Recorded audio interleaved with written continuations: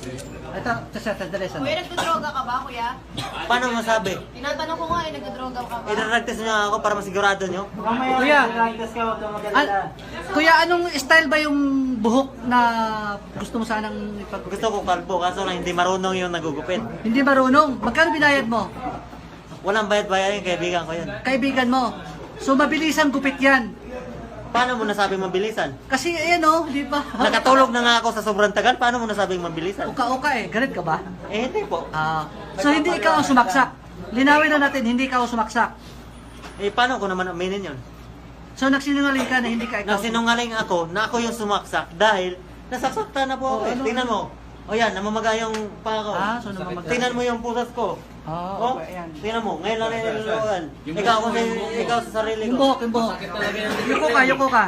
Yung buhok, ayan, di pa tapos. So, ayun, oh, sugat-sugat pa. Yung upa, patingin nga, kuya, patingin mo.